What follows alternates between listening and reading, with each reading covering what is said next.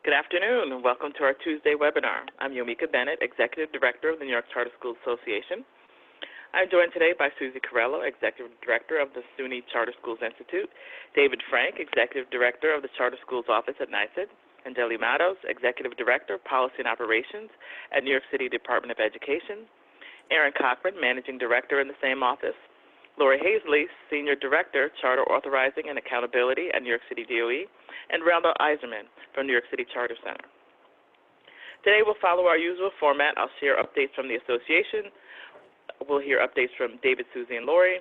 Then we'll take questions from the Q&A before turning over to New York City DOE questions. A few scheduling and housekeeping notes. Please join us Thursday at 4 p.m. for our deep dive webinar in partnership with Teach Virtual Online, an organization dedicated to improving teacher effectiveness online. This webinar will feature presentations made by Tresha Pankovitz, Associate Director, Reinventing America's Schools Project, Dr. Laurie Pearson, Johns Hopkins University online learning expert, and Jeffrey Dayton, co-founder, Teach Virtual Online. During Thursday's discussion, we'll think about what effective teaching and learning might look like in the online environment and explore programs and tools for online teaching and student engagement. We received a lot of questions about the potential for the 20% cuts to funding that the governor's office has indicated. We want to take a moment to reiterate that what we discussed last week, namely that charters should expect their September 1st payment next week to be on time and in the amount that was invoiced at the beginning of August. If there are any issues or discrepancies with the payment you received next week, please let us know.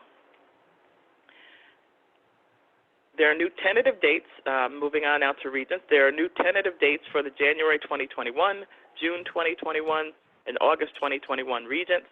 We are dropping a link to the new schedule in the chat, so you'll see that. Next, we have an update on the Pandemic Electronic Benefits Transfer Program, the PEBT program. These benefits require no application and will be automatically issued to kids who have received free or reduced price meals through the federal school lunch program. Benefits should have been issued already or will be soon. If you're receiving questions from families who have not yet received their PEBT debit card, they can call New York State OTDA, and that's the Office of Temporary Disability Assistance, at 1-833-452-0096. There's also a family-facing one-pager that you can share available at the link that we'll be dropping into the chat as well. Again, that phone number is 1-833-452-0096 for the PEBT debit card. And finally, the New York Charter Schools Association Annual Conference will be held October 1st to the 23rd. This year's conference will be a virtual conference. So save the date, October 21st to the 23rd. You'll receive more information, including registration and a call for proposals for presentations and sponsorship opportunities. Having said all that, welcome, David, Laurie, and Susie. Great to be with you, as always. Would any one of you like to lead off with updates?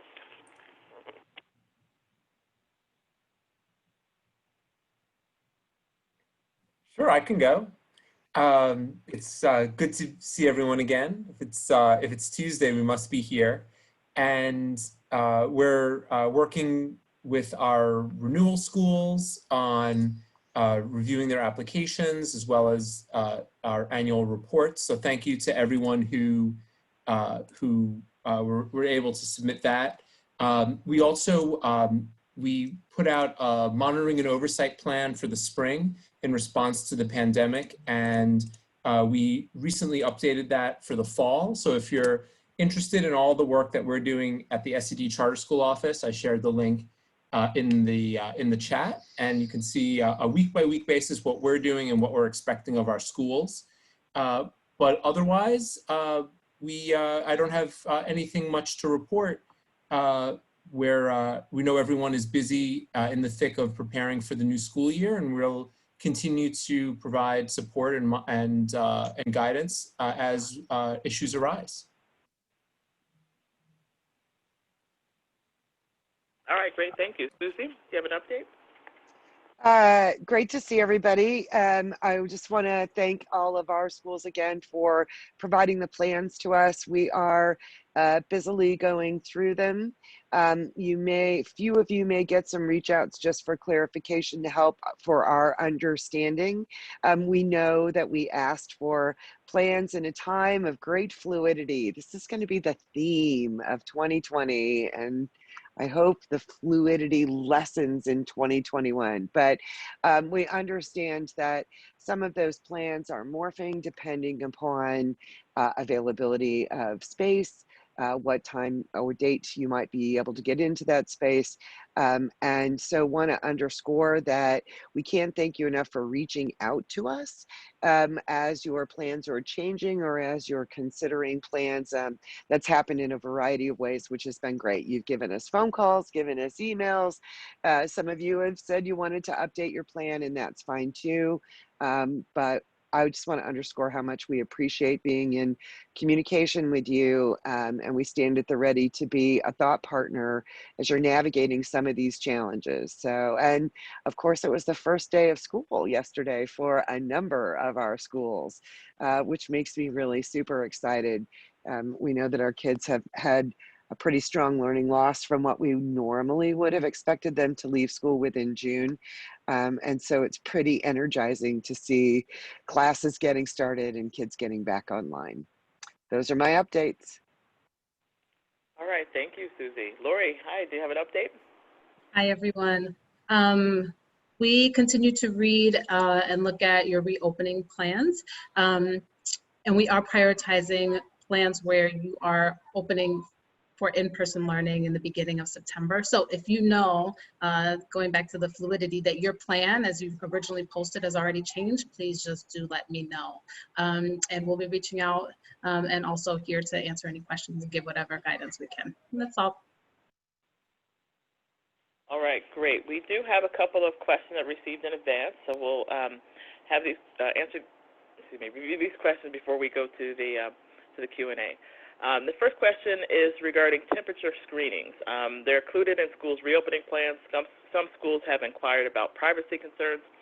Is there any guidance on the use of temperature scanning machines in schools?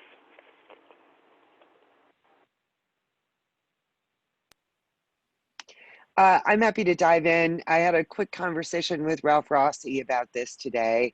A couple of things. I know the folks in New York have been having an opportunity for some of the New York City schools to interact with Department of Health folks. So that would be a great question to put on your list in terms of what the Department of Health is saying in terms of the amount of time they may want to have information for any tracing, if that is needed in your organization in the fall.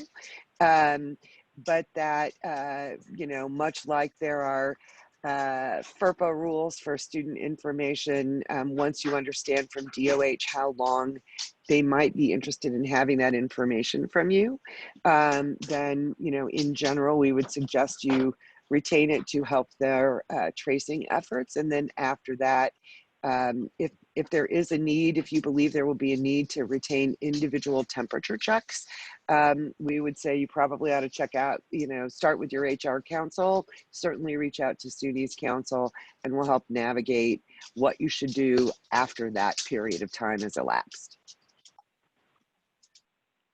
Great, thank you, Susie. We have a lot of guidance on temperature checks in the SED reopening. And so if you look at pages 18 and 21, you can see the importance of temperature checks. And that's page 18 and 21 of our guidance. But certainly schools would need to comply with all HIPAA as well as student privacy requirements under Education Law 2D. And comply with local and state health and safety regulations. And the only thing I would add, would agree with David. The only thing I would add is just in terms of operationally for schools to do a review, who has access to the information. Student information systems have different levels of access, so making sure that those are appropriate, making sure that the people who need to see that information can, and those that don't need to see it don't have access to it. A lot of student information systems can track who's running what reports. So maybe putting some routines in place around that, and then talking to staff and training staff on what is and isn't okay, and what consequences are.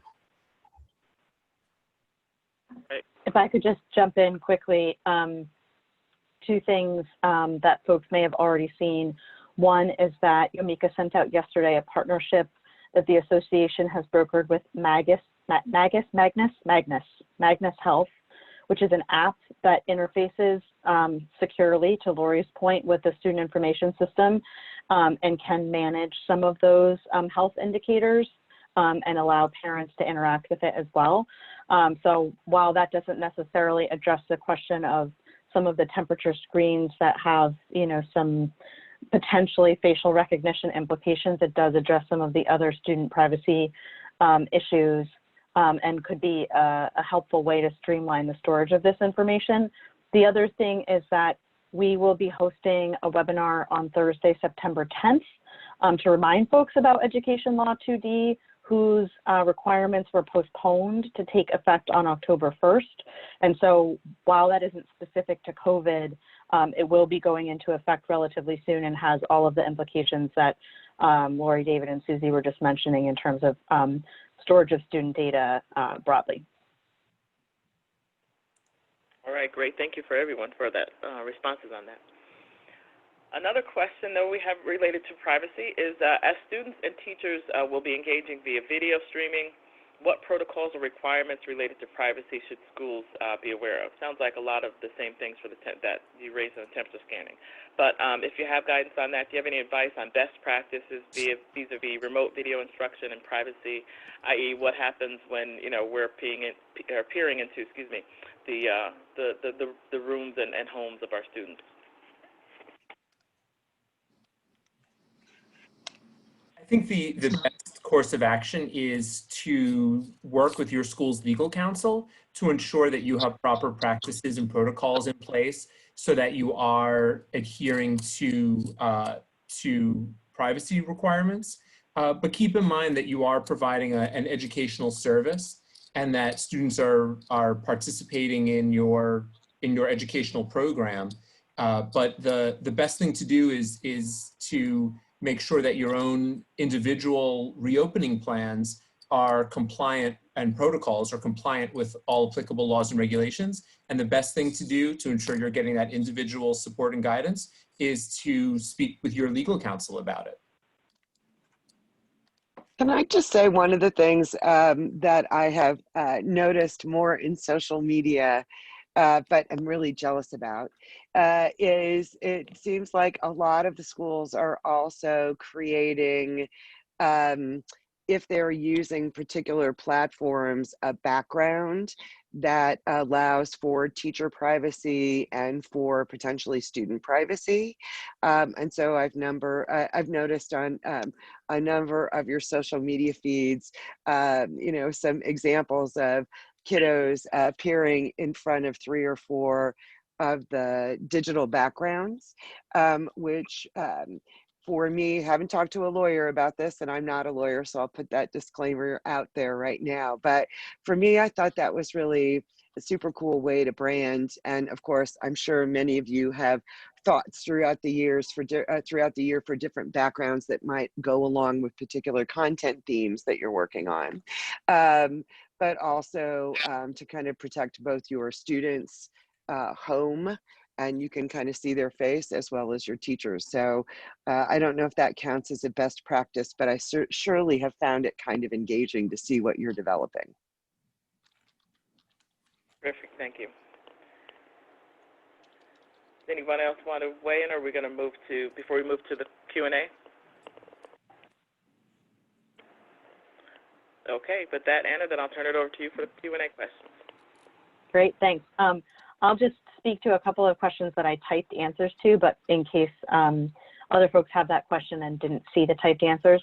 If you are contemplating a temperature screener. So this is the sort of technology where students or staff pass through it, pass by it, almost like a metal detector.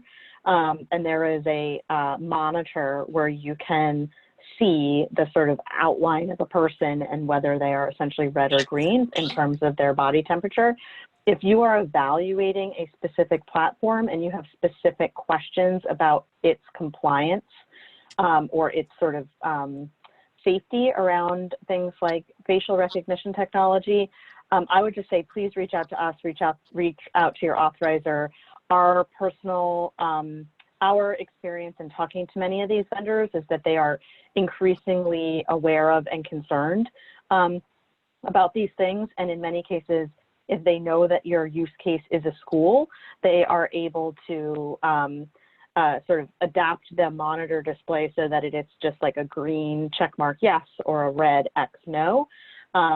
So I know that lots of folks have had those questions. My suspicion is that this is a place where we're on the bleeding edge of technology and we're not going to have like really great legal answers. But if you are really debating about a particular piece of technology, reach out, and we can also, based on some of our conversations with some of these vendors, give you some recommendations about questions to ask that might be workarounds. So having said that, a great question, and one that I don't believe that we've fielded yet, but I think could be really worth a discussion, is this question about there's a lot of language out there about requiring masks unless someone cannot tolerate it.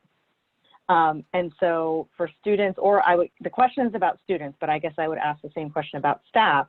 Is there guidance or, in your minds, best practices about what documentation or other procedures schools can or should put in place to excuse a staff or a student from wearing a mask? And then in that case, is there a good alternative? So this is a new one. So you know, bonus points for folks who have thought this through. But is it enough for a parent or a student or a staff member to just say, I cannot tolerate wearing a mask? Do they need more documentation? And if the answer is that they still ultimately don't wear a mask, what are good alternatives? So there's a lot of public health. There are a lot of public health requirements regarding this. And so a lot of this is just out of our hands, out of the school's hands. The State Department of Health requires that people wear masks indoors when social distancing cannot occur. And there are few, if any, exceptions to that. However, we want our schools to really build in developmentally appropriate processes and procedures in place so that students have lots of breaks so that they can take off their mask. There are safe spaces, well-ventilated spaces, either in the school or outside the school, where students can take a break. I mean, I feel the same thing as a almost 40-year-old adult, that I can't wear a mask for long periods of time, and I need to have that break. And I think it's working with parents, helping parents, having that home to school connection so that parents are, maybe children are practicing at home, building up a tolerance for it. But it's going to be difficult. And I think the more that we build those developmentally appropriate practices into our school routine, the better. It's going to be a trade-off. You might have fewer instructional minutes, but at least students will be comfortable and ready to learn. But that's actually a really good question for the Department of Health as well.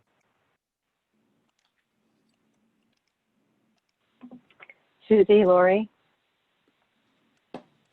We're happy to follow up with the Department of Health and see if there are any additional guidelines or pieces of clarity to that.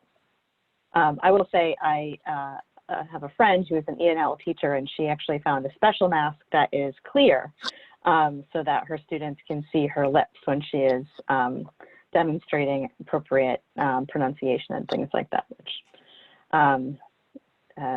all the innovations. Yeah. Okay, so those are the questions that I'm seeing in the Q&A that are not specific to the New York City DOE. So with that, Randall. Well, I did want to, I know that Randall wanted to take the question, but since it's related to SED, I wanted to preempt him. There was a question about school closures and how are schools to notify SED. And since it is an SED question, I'm gonna take it.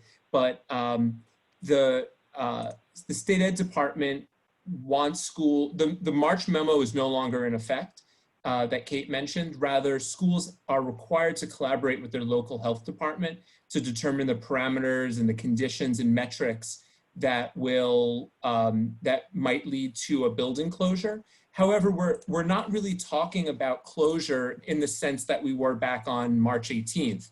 Rather, schools would be pivoting from in-person instruction to remote instruction. And so that's why we want in the reopening plans, schools should be including some component of remote instruction. And so closure per se isn't really a thing anymore, unless there's some kind of catastrophic incident, which we hope there's not. But working with your Department of Health, and since there is no closure per se, the practices and the reporting requirements from March are not in effect anymore. Rather, as always, let your authorizer know, let your board know, let your parents know, let the Department of Health know. But other than that, there's no form you have to fill out for NICED.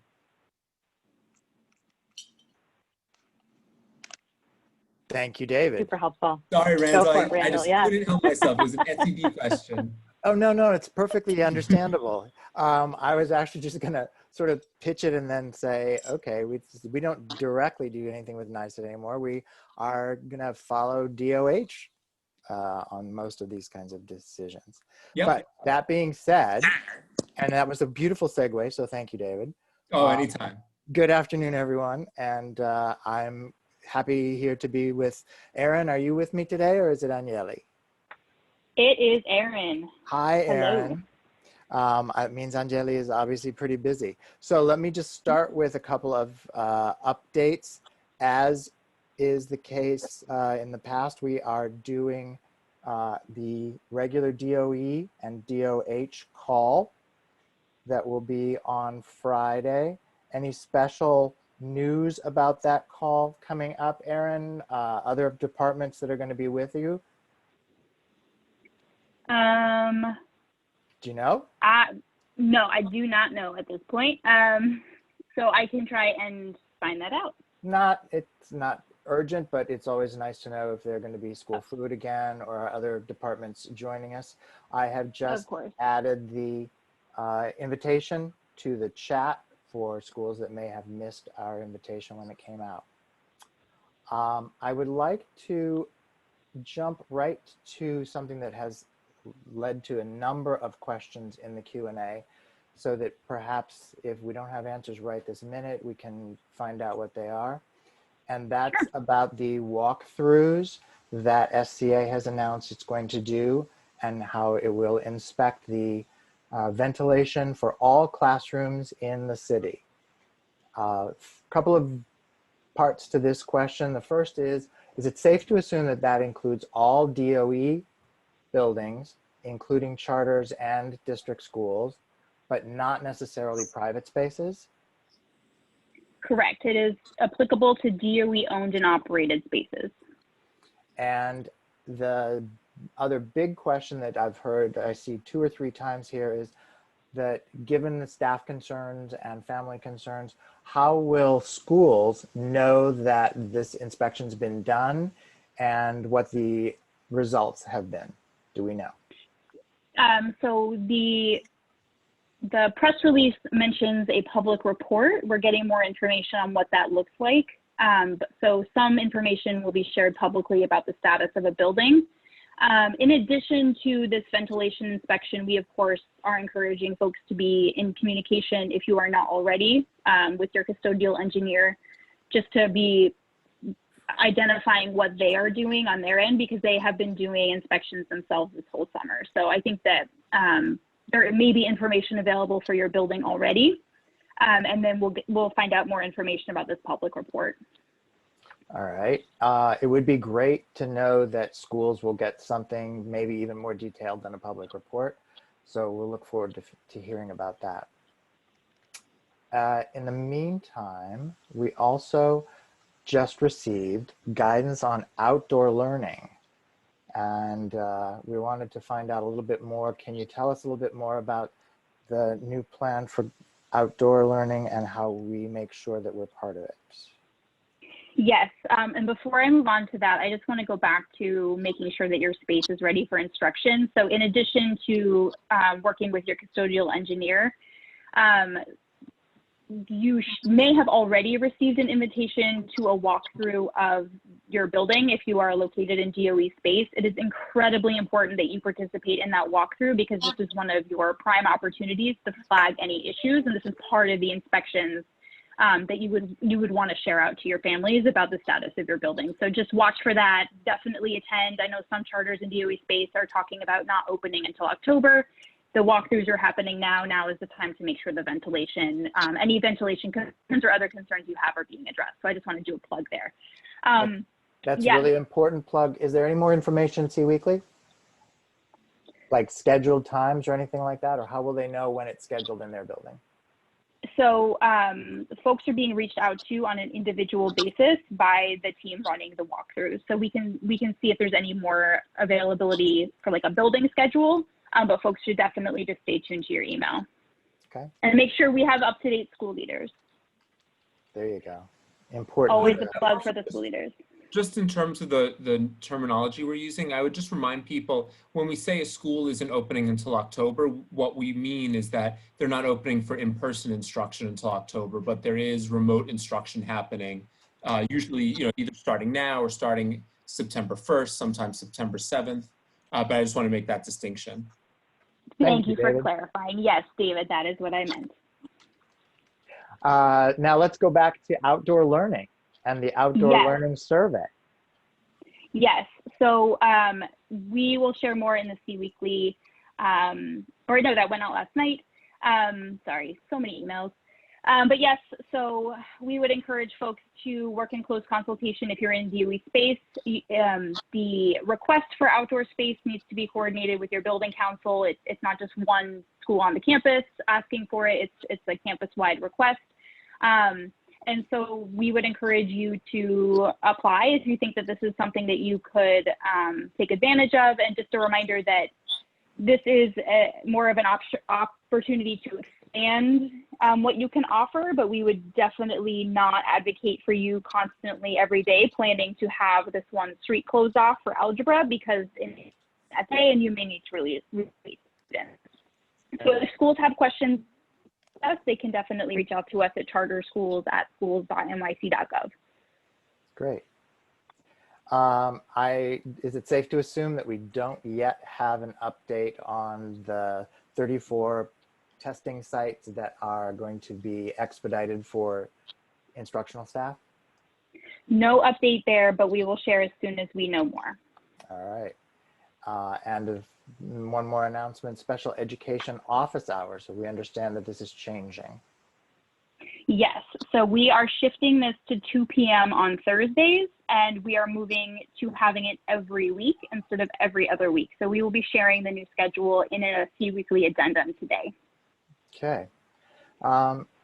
Few other things that we check in with you on a regular basis. The school calendar. No updates on the school calendar. Nursing or busing updates?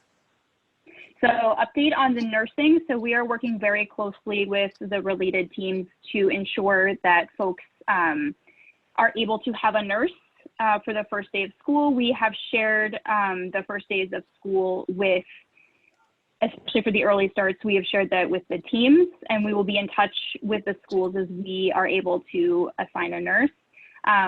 Just so more to come there, and we are working, we understand this is very urgent and the schools are beginning very soon, in person very soon. All right, great. But busing is still up in the air? Correct, no updates on the busing. However, that being said, we are moving forward so that in the event that we have busing, there would be a limited lag time between ensuring that we have buses available and actually providing transportation to students. So if you have not already ensured that you have routes for your students in ATS, please do that. All schools, even schools in new sites that were able to apply for an OPT code by the deadline, should have routes in ATS. Please check those. If you're missing routes, please let us know. It's very important to have that groundwork done so that in the event that we are able to provide busing, your students are able to participate as early as feasible. Great. And the governor's announcement of some sports being allowable for the fall as early as September 21st. Can you tell us if there will be any revision to PSAL guidance for the city schools that are involved in that program? We're looking into that question, so no update yet. Okay, great. And the space office hours, space planning department's office hours are also being rescheduled. Yes, they are being rescheduled to this Friday at 2. It will be at the same link. We will share this out in the addendum today. This is a 1-week only change. Okay, so just this week, it's on Friday, then it goes back to its regular time. Correct. Cool. There was also an announcement about BRT training. Yes, so that has been happening this week. We have been helping some schools get registered for those trainings, and we understand that some staff were not able to attend because they did not have the DOE email or login. So we will be releasing more on this, more dates for this training weekly. Sorry, you're cutting out a little bit. Can you want to give us that one more time? Sure.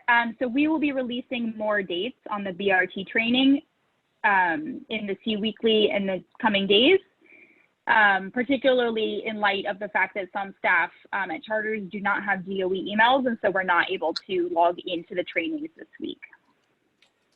And are these open even to schools that are in private space? Yes, they are. Schools in private space are welcome to attend. Great, that's good to know. And with that, there's the only other thing that we at the Charter Center are a little bit concerned about. We know that the Learning Bridges applications went out to families across the city. And we understand from your office that there isn't a lot of information yet as to whether or not charter families are eligible for these special seats in the 100,000 care and opportunity positions. But we're a little bit concerned. It's not clear whether schools should be encouraging their families to apply so that at least they're in the count, and then find out perhaps later that we're not eligible, rather than not applying and then find out later on that we would have been eligible if only we had done something. So I'm not sure if you can comment on that, but we're a little bit of two minds about this and hoping that there's some good guidance very soon on whether or not our families will be eligible. So we are still looking into the eligibility there, so we don't have any updates at this point, so we can't advise on the sharing at this point. Okay. I will add, some of our schools are implementing programs very similar to Learning Bridges. I know, for example, Voice Charter School is doing that and are thinking through, well, what do you do with students when they aren't engaged in in-person instruction? And so not to plug them or to send them more work, but if you're interested, if people are looking, well, what do you do with students when they're perhaps not engaged in that instruction, you might want to look at what Voice Charter School is doing. Great, thank you, David. There are a few questions that have popped up now in the Q&A.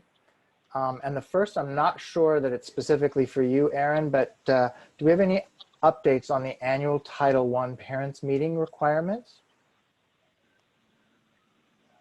Is that a NYSEG question or is that a DOE? I think that's a David question. I think so too. I think that's a David.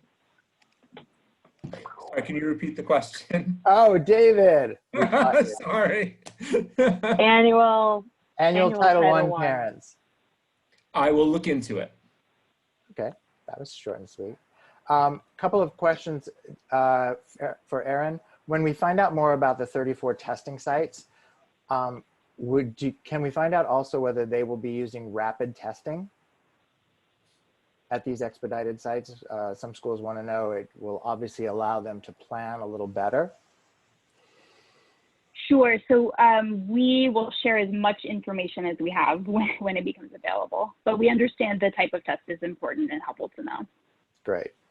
And has there been any change in building access for the week of August 31st? So the week of August 31st, administrative staff, so that's your principal, your AP, they are able to access the building full time. We are working on additional guidance for teacher access or any expanded access beyond admin staff. So more to come there. There's another question about the BRT training and whether or not it'll be available, just the slides from it, or if that's something that can be posted. That is a great question. We will find out. We have a couple more questions about nurses. Since they're not requiring a nurse since they're beginning remotely, how will they ensure that they have one in time when they make the move to hybrid? And I'll give you both of them at the same time. How can they find out a little bit more if they're the nursing personnel that they're used to or scheduled for is going to change? So starting with the second one, that's a great question.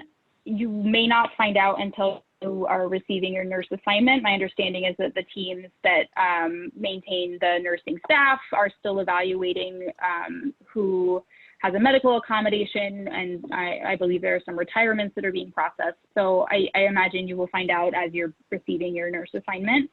I'm sorry, what was the first question? I went in the wrong order. The first question was, how will we ensure that we get one when we move into hybrid? If we're starting out remote. Yes, so the way to do that is to make sure that we have your up-to-date in-person start date on file. We have collected, I think, most of these through our in-person start survey. We are still waiting for some schools, and I've also started cleaning up the data, and I realized some schools, I think, put their remote start date instead of their in-person start date. So we will be doing some follow-ups with schools, but this is the primary way that we are going to be navigating nursing and transportation and school food and other services. So it is incredibly vital not only that we have your up-to-date school leadership on file, but also that we have your up-to-date in-person start date on file. So related to, just a quick plug for something going out this Thursday, related to your school leadership, we are going to be doing a big school leadership review and content review. We lost you there, Erin. I'm very sorry. I don't know what's happening. So can you hear me now? Yep, we can hear you now. And we got to, you're going to be doing a big school leadership grab. Yes, so we are going to be messaging in the C Weekly this Thursday that folks should log into the Charter Information Portal. We'll have a couple of other updates of other staff that we may need to record. And it is very important that you keep us in the loop on any leadership changes, because as I'm sure some schools are experiencing now, the contacts for walkthroughs and things are happening on a very time-sensitive basis. And especially as we move to more and more schools being in person, that will be even more so. So look on Thursday for the C Weekly for how to update your contact information, your school leadership, and the Charter Information Portal. And I'm sure a lot of you are thinking, what is the Charter Information Portal? Who has the login for that? So we will be sharing more on that as well on Thursday. And then just while I'm thinking about it, also coming Thursday. So as we know that we are moving forward with sending out Metro cards to charters, and many charters did not follow instructions to request Metro cards for their students. So there are a lot of charters that are going to be receiving very few relative to what we think you may actually need. So on Thursday, we will be sending out information on the number of Metro cards that you will be receiving at each site so that you have time to review and request more cards before your in-person start date. Okay, so C Weekly, as important as it is every week, is triply important this week about transportation for students, about school leadership and making sure the right people are getting the right information. And are we going to repost the start date link so that people can make sure they're putting in their actual in-person start dates as opposed to their remote start dates? We will figure out the best to do that. What we will likely do is put the start date that we have on file when we share the Metro card counts for your site. Okay. So if that's wrong, you can reach out. Great. There is one more question. This one's about school foods, grab and go meals. Any update on the details about how that's going to operate? Let me see. So I think a lot of details have been shared, so I'm not sure what updates would be helpful. Didn't give us a lot more detail on that. Where can one get those details in that case? We'll be sharing more details as we have them, I would say. Okay. And we have a question about possible cuts to funding. We haven't heard yet anything about potential cuts to funding within New York City and how charters might be impacted here. As far as I know, can you confirm that, Erin? I am not personally aware of any discussion about this. Okay. I didn't think there was any update on that yet either. I don't think we have enough information to know what may or may not be happening there. And that pretty much covers what we've got for the DOE specifically. There are a couple of other questions. I don't know if I should pass it right back to you, Anna and Yomika, and you can ask these questions about a couple of other things here. Sure, pass it back. Passed back to you then. Got it. I think, Randall, you're referencing a question about guidance related to how to track attendance in a hybrid setting. Specifically. So yeah, so which is a great question. So I don't know, David, Susie, Laurie / Erin, if any of the authorizers have seen a best practice so far that they would point schools they would point a school to their brother or sister school, their sibling school, their cousin school, or if there is something that you as authorizers would say at this point rises to the level of guidance around attendance in a hybrid setting. Yeah, I feel like we should get T-shirts printed up that say, you know, like charter kin or something, since we're all so related. Gosh, David, you should probably go first, right? The regents are going to put out some guidance statement about taking attendance and attendance reporting in September. Is that right? I don't believe that the state is putting together definitive guidance, but I could be wrong.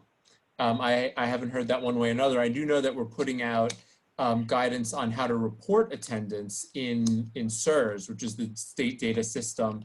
But I would, I will go back and ask.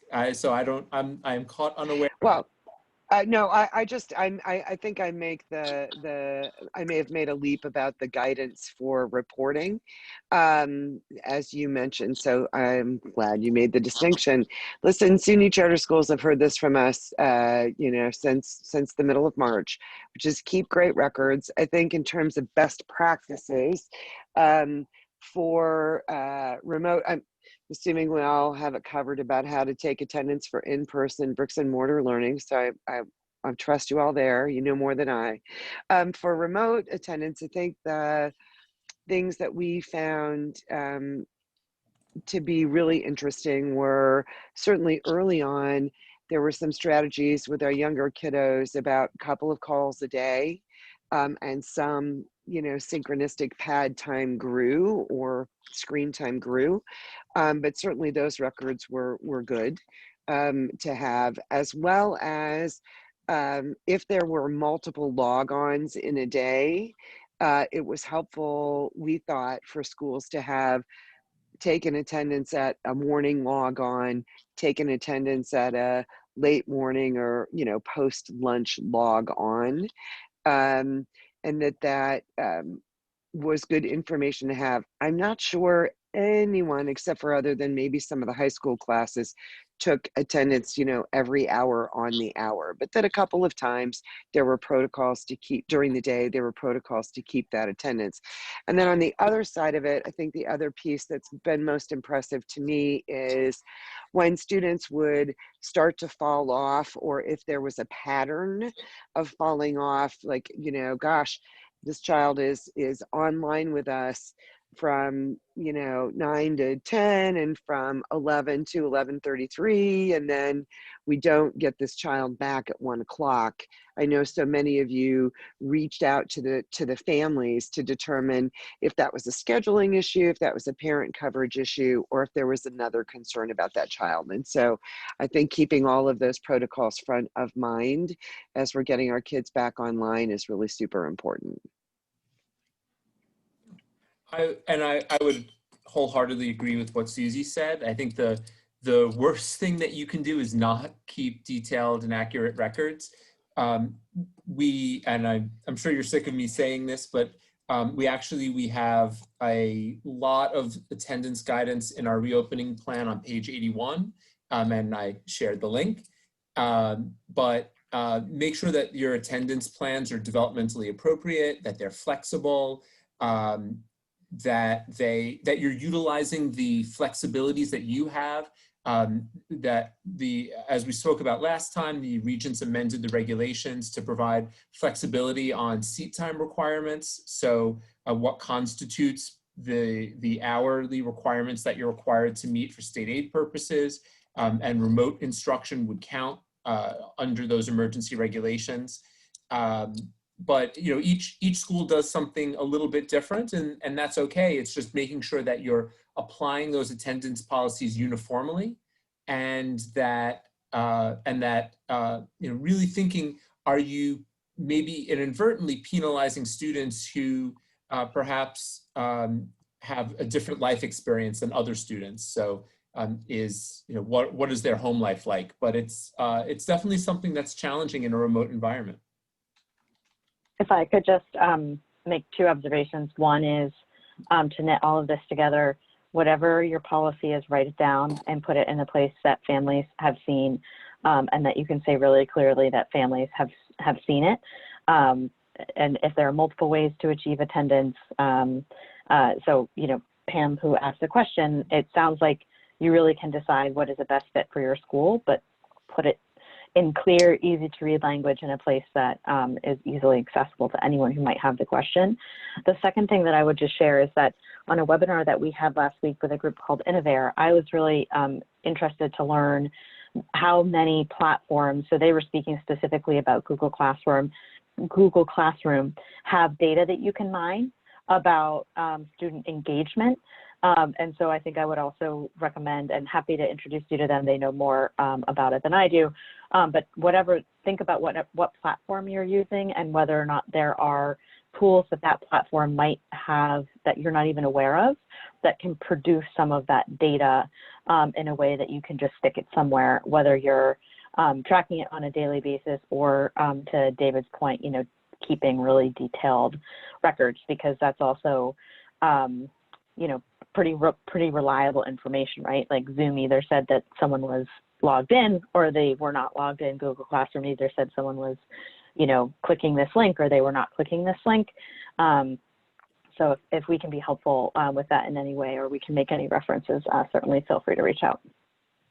And there's just one question about seat time requirements. There are no updated seat time requirements. However, there's additional flexibilities.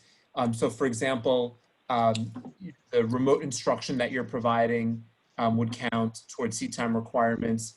Asynchronous instruction that you're providing And so students might not be able to participate during the day for a variety of reasons, the digital divide or whatnot. But they might, for example, if you have asynchronous instruction as part of your reopening plan, students might participate, especially for our older kids, like our high schoolers. What happens if students are completing that work at 9 p.m. to midnight? Does that count as being present?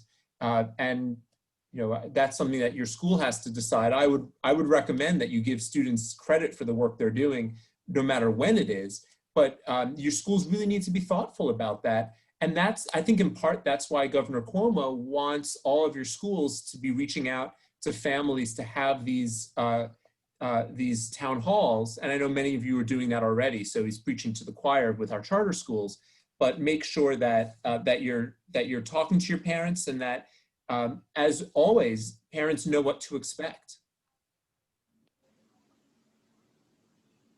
Great. Thanks, David, Susie, Laurie, Aaron, Randall. Yomika, I will hand it back to you. All right, great. Thank you. Thank you, everyone. We will see you on Thursday for our deep dive webinar, Teach Virtual Online. I just do want to take a moment to give just a shout out to all the parents who endure the webinar calls, the Zoom calls, the Skype, the et cetera, and who do it with babies on laps.